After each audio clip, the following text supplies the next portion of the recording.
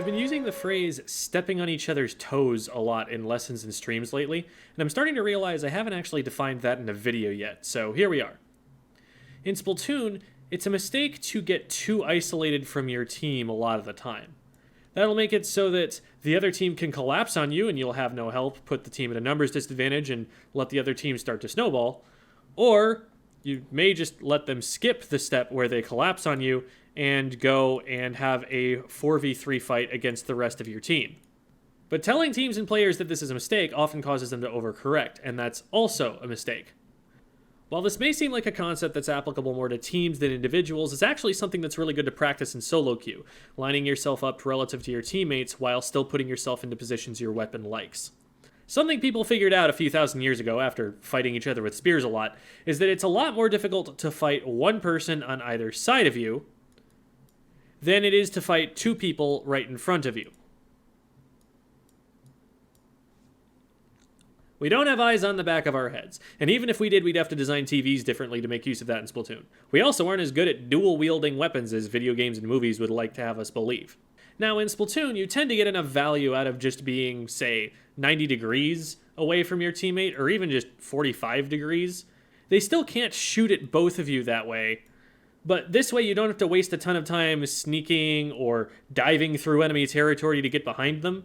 So it's more efficient, you keep more constant threat on the enemy team, and it's less risky. But the same principle applies. By attacking from two different directions, you put them in a much less winnable position. If everyone on your team is standing on the same spot, not only are you not encircling the enemy team, but you're making it easier for them to encircle you.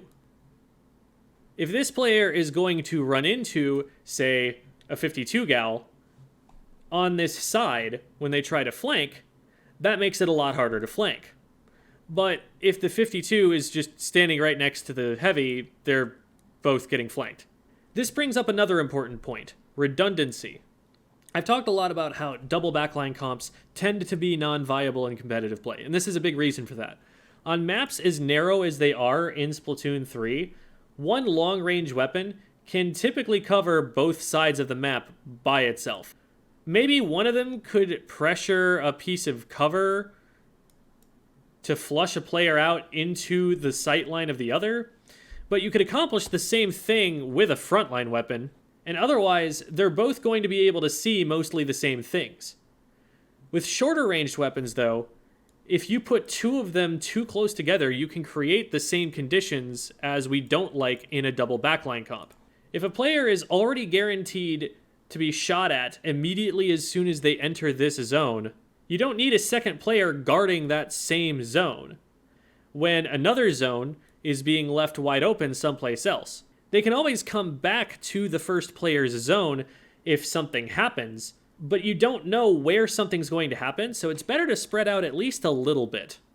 If two players are standing on top of each other, then something that threatens one of them also threatens the other one. Teamwork in this game is about shooting at the guy who's shooting at your teammate. But if the guy can shoot at both you and your teammate at the same time, you can't do that. One player's bombs or shots or special are forcing two players to scramble for safety, instead of a situation where one of them is scrambling for safety and the other one is shooting back at the threat. If one player goes down in the situation that they're standing on top of each other, that compounds the problem, because a splatted player leaves a bunch of enemy ink at their feet, and that might further trap their teammate. Finally, a teammate right in front of you can block your vision, and in some cases, even your shots.